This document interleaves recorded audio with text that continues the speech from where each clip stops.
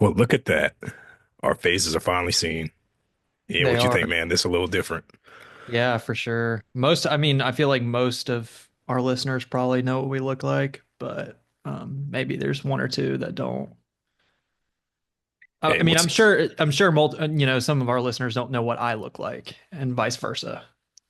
yeah, I mean, hey, it was requested, so we finally delivered. So it should be different, but it should be fun for the most part. A lot of people have told me, it's fine hearing us, but sometimes good to see the face or put a face with a voice. So here we are. Yeah. Yeah. Well, Hello Buzz, world. Hello world. hello world. Yeah, hello world. Well, Buzz Pal, thank you for joining today for episode 21. I got to get in a better habit of not looking down at my notes, but we appreciate you all for joining in, and let's go ahead and get this one started because we have a lot to talk about. Ian, you ready? I'm ready. Touchdown, Carolina! You're listening to the Buzz Pound. Smith scores, and the Carolina Panthers win in overtime.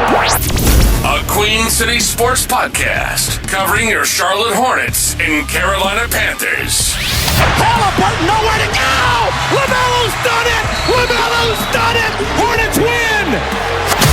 Here comes LaMelo.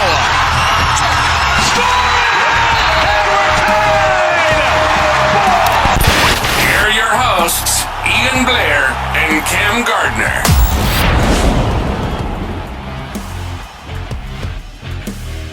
Buzz Pound, thank you for joining for episode 21 today. Boy, do we have a lot to talk about. I guess we might as well talk about the elephant in the room. Ian, how about that Super Bowl? Yeah. It was really honestly a boring Super Bowl in my opinion. At least at the end, I wanted it to be a good game regardless of who won, but it was really just boring. It was kind of just one-sided. Obviously, the Eagles blew out the Chiefs, which I didn't expect. I don't know about you. Um, and Saquon really didn't have like a Saquon-esque game, and yet the Eagles still just completely dominated the Chiefs, and it was very interesting. And Patrick Mahomes' legacy kind of took a step back, I think, in the Super Bowl. Straight up butt kicking is what I'll call that. They did not go anywhere I thought it would. I thought it'd be a lot more competitive, if you ask me.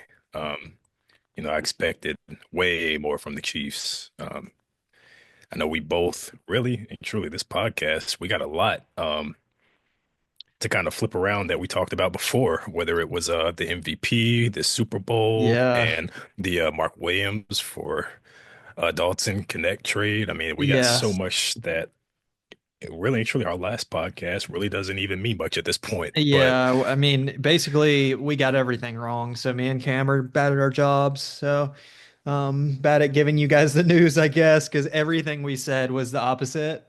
And nobody could have predicted the Mark Williams situation, but uh, definitely got the MVP wrong. I still think Lamar should have won it. Like I saw a graphic, I think comparing their stats, and Lamar had them in every single category, except rushing touchdowns. That was the only thing Josh Allen had more of. Um, you know, and I was going back and forth with some of my colleagues at work, and some of them thought, it might have been a little bit of voter fatigue with them, Lamar winning it the past year and then one year previously. But yeah, I was confused by the MVP, and then the Super Bowl was surprising on all fronts. I actually turned off the game, I think midway through the third quarter, because it was just boring. I wanted to get some sleep, get ready. Worked from home on Monday because the Super Bowl, but it was just boring. yeah, I mean, I had it on, we had it on because we had some friends and whatnot over watching the game. But for Eagles fans, I mean, you had nothing to complain about, boring game or not. You got the win. Yeah. We talked before, you mentioned Saquon not having a Saquon-esque game. Regardless, he got a ring. Jalen Yep. Hurts got a ring. But man, I expected a lot more from Patrick Mahomes. I mean, their defense just stopped him from having a good game Yeah. altogether. I mean, like you said, well, I can't really say it. I can't really say that it messed up his status per se, but I will say the whole GOAT status of him and Tom Brady, I don't even know if that should have been a conversation to begin with just yet. He's still got a lot, in my opinion, to at least get to Tom Brady's level. He's got a lot of stats still that he's got to break, but he was definitely on the path. I mean, he already had, or he would have had more rings than Brady, I think, by his current age, if I'm not mistaken. Mhm. But um, a lot of people say he's number two. A lot of people say Joe Montana's back in the conversation now, but he's definitely up Man, there. He's yeah, that conversation, in my opinion, I mean, it's so premature to even compare Tom Brady and Patrick Mahomes at this point. I think, who knows what the next 10 years can hold or will hold, but Patrick Mahomes is, I think, going into his year 30 season next year. I mean, he's probably got another 10 plus years he's going to play. So, the whole GOAT, yes, Tom Brady as of right now in 2025 is absolutely undoubtedly the GOAT when it comes to football. But I don't even know why we're having this conversation this early because Patrick Mahomes still has probably around 10 plus years to play. And, he's already got three Super Bowls. There's no telling what the future holds. I think the Chiefs will be back, maybe not next year, but at some point, as long as Patrick Mahomes is the quarterback of the Chiefs or is playing in the NFL, I think whatever team he's on is going to be back. And I'm not the biggest Patrick. I'm kind of neutral on Patrick Mahomes. I don't think I'm not like a super fan or I'm not a hater. I just respect his greatness. And I think, he's obviously not the GOAT right now, but who knows, 5, 6 years down the line, he could have won two more Super Bowls and we're right back in it. You know what I mean? So I just, I completely agree. It took a step back, losing the Super Bowl the way he did, but who knows what the future holds. no, definitely. I mean, he's got a long ways to go. And then you got a lot of people already talking, saying the dynasty's over, this and that. As long as Mahomes is still the quarterback, Andy Reid is still the coach, I don't think that dynasty is over per se. Yeah. I mean, that anything you can put him to have any talent around him, there's a chance of them winning. I mean, that's just the magic he has at his position of being the Chiefs quarterback. Yeah. And it was just funny because at the halftime, you had a lot of people wondering, is he going to have a Tom Brady Atlanta moment? Is he going to have a comeback? And I Yeah. was thinking to myself, if he does this, the GOAT status is, I wouldn't say debatable to the fullest, but it's definitely pushing him further up there if he really did that. But I knew that was slim to none personally, just because I don't even know if Tom Brady could do that. Because that was definitely not even where they were. I mean, I know they were like what 3-28. I think the score was like 30 28 to to 0 3 at the against the time. Falcons. Yeah. Yeah.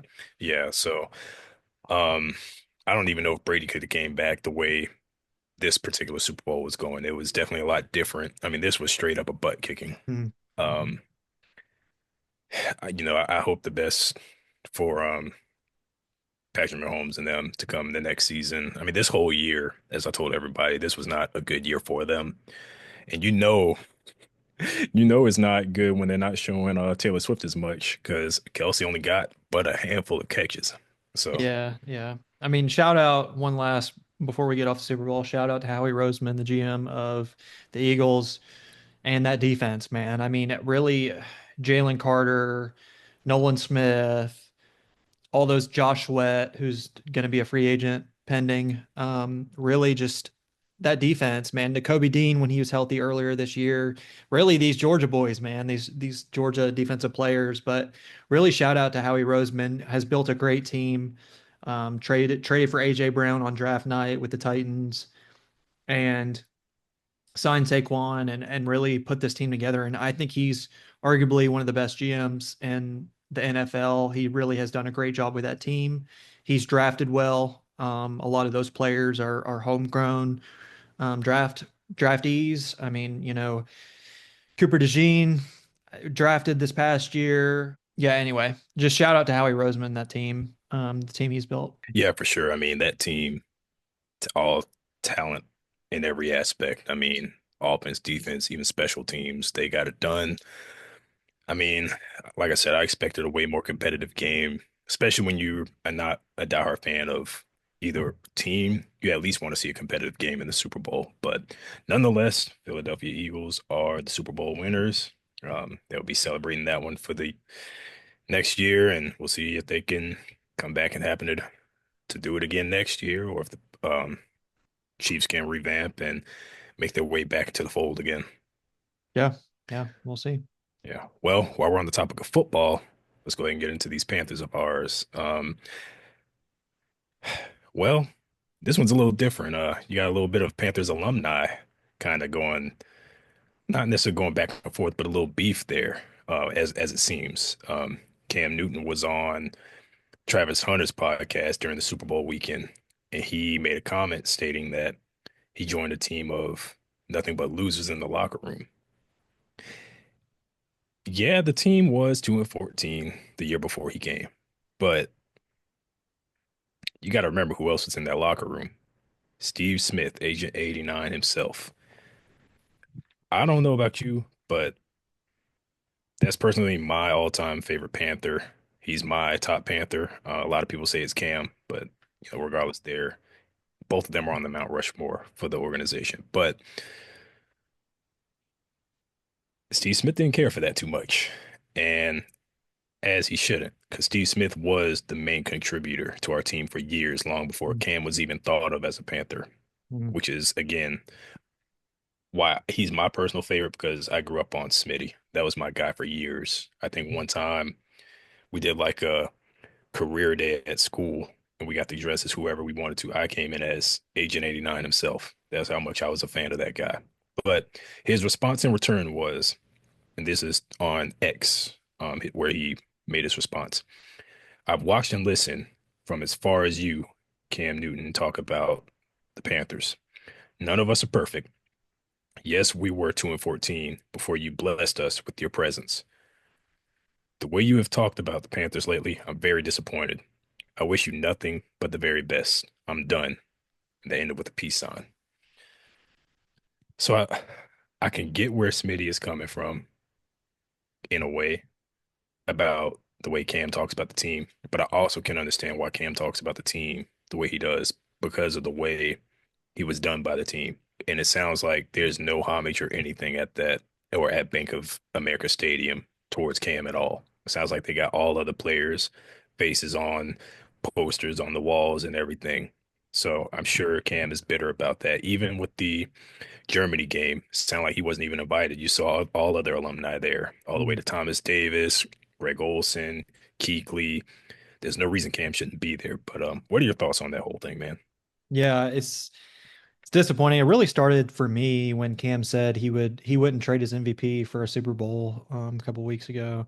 And I understand that, that was is what it is. I kind of understand his personal accolades and things like that. Looking back on it, and is what it is. I probably would have felt differently, especially growing up playing football. It's definitely a team sport, but that kind of started there, and then obviously going into the comments he talked about with the team. I saw Charles Johnson say something on Twitter back or X, excuse me, and it's just disappointing. You don't want to hear, especially like Cam Newton, who's arguably the greatest player in our organization's history, talk bad about the organization. And yes, Steve Smith was in that locker room. Like Steve Smith is a dog. He's the definition of a dog. And really, I don't think Steve Smith gets as much credit as he should. He's really underrated his entire career and played well and really a great leader. We need guys like that in the locker room right now in 2025 with how our team is. We need guys like Steve Smith and, Thomas Davis and Luke Kuechly. Obviously, they weren't in the on the 2-14 team before Cam got there, but we need leaders like that in the locker room now, and it's just disappointing to hear Cam speak negatively about the organization in any way. And I think there definitely is some underlying, kind of resentment in between, whether that's the team or Cam. And, there's nothing in the Panthers, front office or anything, no pictures or anything of Cam, which I disagree with 100% because Cam was such a vital part to this organization and and our history. But I think it boils down to, and I'm not making this an excuse anyway, but just Cam's personality.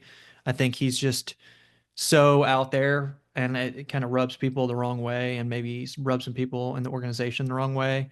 But that's just who Cam is. And I love Cam, for that. I love him, as a player and kind of how he carried himself because he was just so unique. He was such a unique person. And I think he was just an anomaly, really, because I don't think we'll ever see anybody like Cam in the NFL ever again.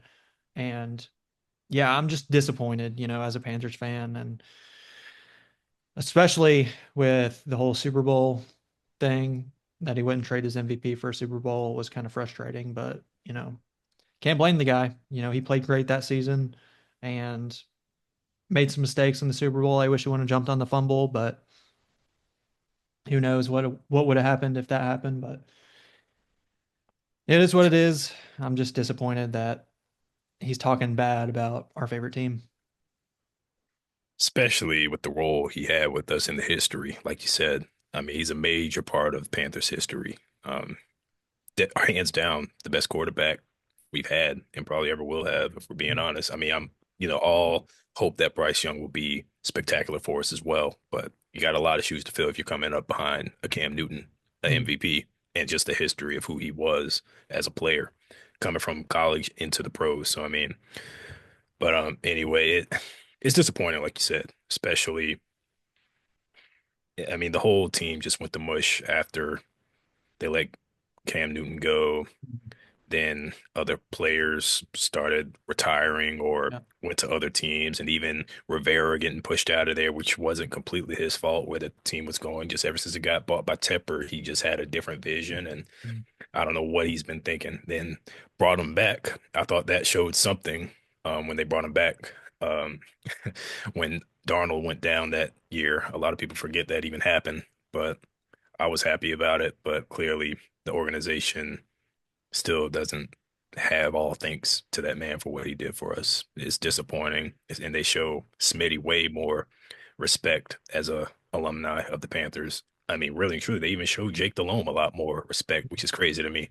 I mean, Yeah. I know he was the best before Cam got there as far as quarterbacks. We didn't have many, but it's just wild to me. But hopefully that'll change. Hopefully they can get back on good terms. Hopefully Cam can get his respect that he deserves. That number one jersey needs to be retired. Nobody needs to wear that again. Yeah. Yeah. Yeah. I mean, hopefully we can just turn this organization around because it's in a bad spot right now. I think.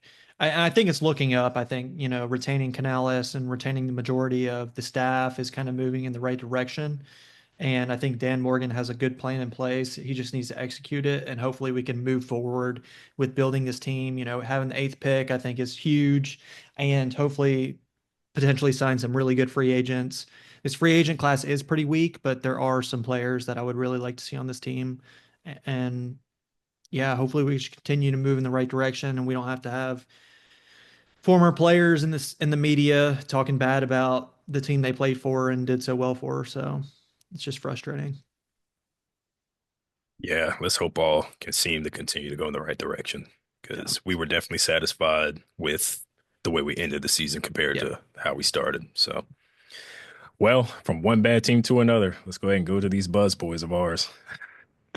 Man, where do we begin with that? I guess we could talk about that reverse trade. I didn't even know that could be done in the NBA, especially Yeah. some days after it's done. That's the part that got me more than anything. Yeah. I mean, gosh, I remember when you sent, so Cam sent me the notification about the trade getting reversed, and I looked at it and I was like, that's got to be fake. I was like, there's no way that's fake. And sure enough, I go on social media and look, and the Mark Williams Dalton Connect trade that we talked about on last episode was vetoed essentially because a failed physical reports are it was a failed physical from Mark Williams, and it's interesting to me a lot because his back injury was rumored to not be a part of the reason that that physical was failed. So it's just interesting. I have a lot of questions, and most of my questions are going to probably go unanswered just because a lot of it's probably going to be kept in house, but yeah, it's Mark Williams is back on the team and Dalton Connect is back on the Lakers. This on a trade that was happened at the trade deadline and took a couple days to kind of get finalized and ended up getting vetoed. So it's very interesting. Cam, what are your thoughts? Like I said, I didn't even know that could be done. Everybody I've talked to all said the same thing. Like once you're past the trade line, I mean the trade deadline a few days, I didn't know a trade can be fully reversed. Yeah. But I mean, we got to take into account that players do have to take physicals. So that part does make sense. But now you got all these stories going back and forth, like the Hornets saying, or Charles Lee and them saying that the Lakers aggressively push for Mark Williams. And now you got the Lakers saying the Hornets approached them about it. So it's just like, there's too much back and forth here. I Yeah. don't like that too much. We'll obviously never know what's going to happen with that, but or what the real story of that's going to be. But all I know is both ways, that's going to make the locker room very, very awkward because both players knowing that their organization that they're back with originally wanted them gone. Yep. I Yep. mean, that's just my thing. And I know Mark Williams is away from the team. I know Dalton Connect, he was on the sideline yesterday against the Lakers in Luka's debut, but he was in street clothes or Mm. Nike jumpsuit or whatever he had on, and he looked like he wasn't happy. I mean, Yeah.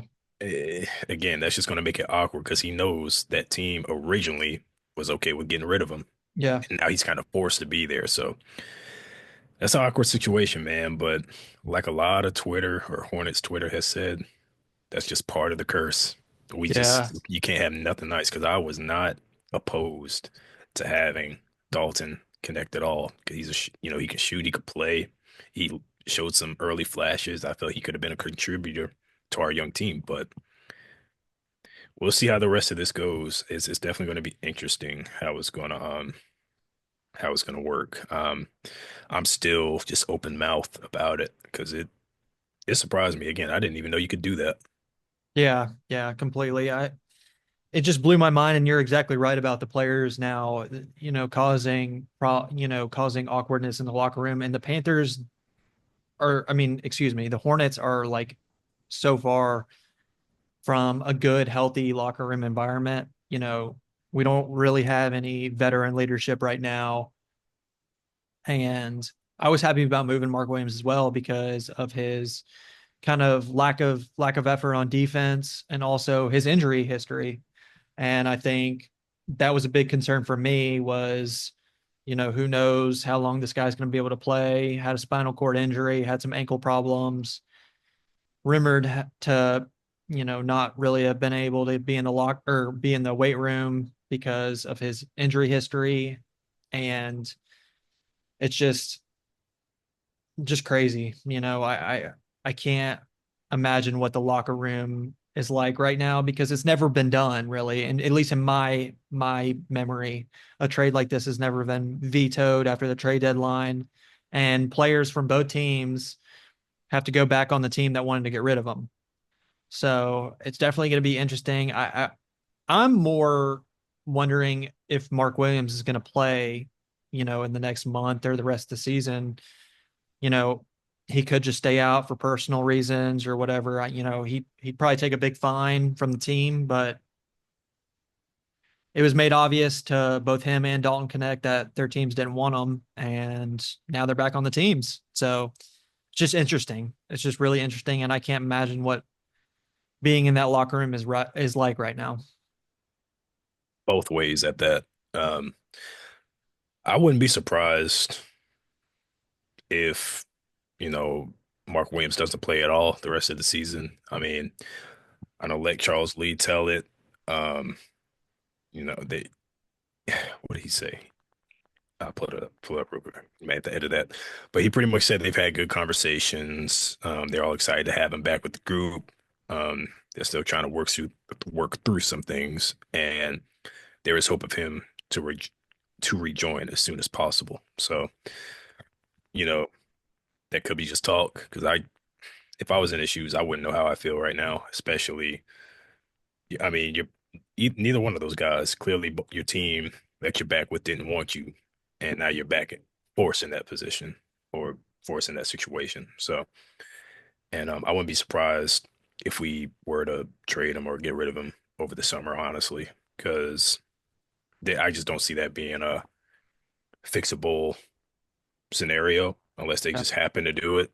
And plus, now you got Nurkic, so that'll be a whole situation with the center position right now. Because that trade obviously felt when I went through for us. So I don't know, man. It's going to be interesting to see how the rest of it goes and what the rest of the season looks like for Mark Williams and for Connect. Yeah, yeah. And I think really, I was talking to a buddy at work.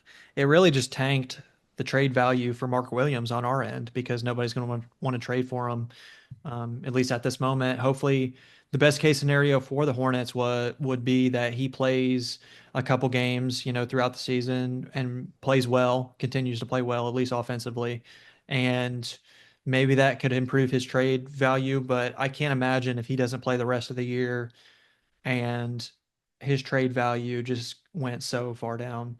And I think it really could hurt the Hornets, and we might not be able to get much, if anything, in return for Mark Williams, which he was drafted very early in the first round, and we had a lot of high hopes for him, but has played well, especially offensively for the team. But these past couple months and weeks, his defense has just been so bad. And it's going to be interesting. It's definitely going to be interesting. And I think we're going to have a lot of talking points in future episodes because to kind of talk about this trade. For sure. It's going to be a lot more to it to come. So, well, on the bright side for this team, since we last um been on the pod, Moussa Diabate is officially a Hornet. He's on the actual roster. He's not a two-way player anymore. So Yep. that's well deserved. Mhm. He's definitely showed his worth. I think he's already young. I think he can definitely build on what he has currently. I mean, he is good at what he does. He makes the most of what he can do. He had a career night last night in a bad game, obviously, but 21 points, 10 rebounds, 2 blocks, all in 27 minutes. So that's pretty solid. But speaking of last night's game, another re-injured LaMelo Ball. It's almost laughable at this point. Yeah. Yeah. It's I don't know It's I don't know what to say about the kid anymore. And then today you got a lot of people going around saying, is it time? Even though he signed that big contract, what, 2 years ago now.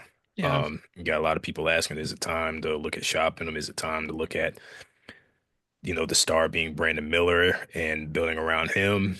Um, what are your thoughts on everything?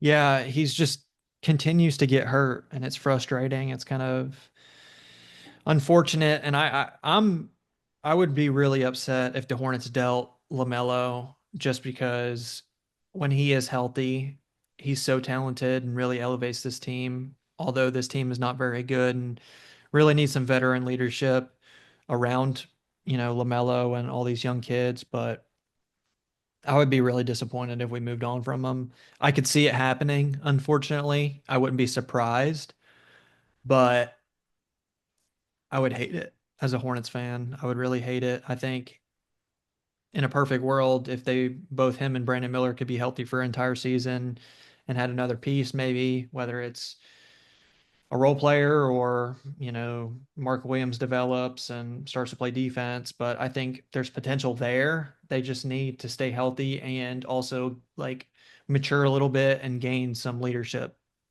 Really, we need another leader in that locker room that's not Taj Gibson, Unk, as we like to call him on this Unk. podcast. Yeah. So we really just need some leadership on this team and to keep everybody healthy. I think we're just, Brandon Miller's young, LaMelo's young.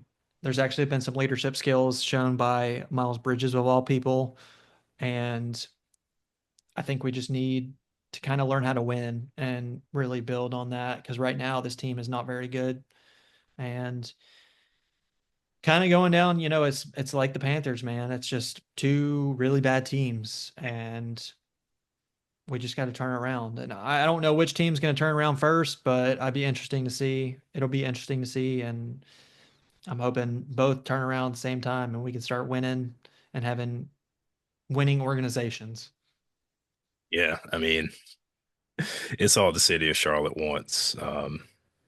I don't know. It seems like there's just been a dark cloud of negativity over pro sports in the city of Charlotte, excluding the FC, because a lot of people don't talk about them, but they're Yeah. arguably the better team as far as Major League Sports in the city Yeah. of Charlotte goes. And good thing the Canes are not in Charlotte.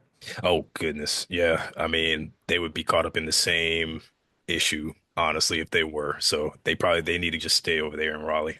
Yeah, maybe we need to move the Panthers and the Hornets to Raleigh. Maybe we get some success because I don't know what the correlation between it is, but the Canes are really good, and all our other Carolina teams are really bad. So Hey, as long as they can keep it up over there, I am fine by that. yeah, yeah, Well, Buzzpound, I think that's wraps it up for today for us. And we will be continuing doing our new uh version of the Buzz Pound where you can actually see what we look like and see us talk instead of listening. So this is something we'll need to get accustomed to as well. We hope we did solid for the most part on our first time doing this. Obviously the nerds are a little bit there, not accustomed to folks looking at us, but hey, it's part of the game. Your first one's not going to be the best one, but each time we hope to grow as well. yeah. Well, Buzzpound, we appreciate y'all joining us for episode 21. Excuse me, 21 at this point. And we appreciate every single one of y'all for continuing to listen to our podcast and supporting and, you know, always leave a like on, Spotify and leave us a review or anything like that. Leave us likes on YouTube. And as always, you can listen to our podcast on both Spotify and YouTube, and you can follow us on our social medias on both X and Instagram. Like Ian said, we continue to appreciate you all. Continue to tune in and keep pounding and keep the high mentality. Thanks for tuning in to this episode of the Buzz Pound. Be sure to subscribe, leave a review, and let us know what you thought of this episode. Until next time, this is the Buzz Pound.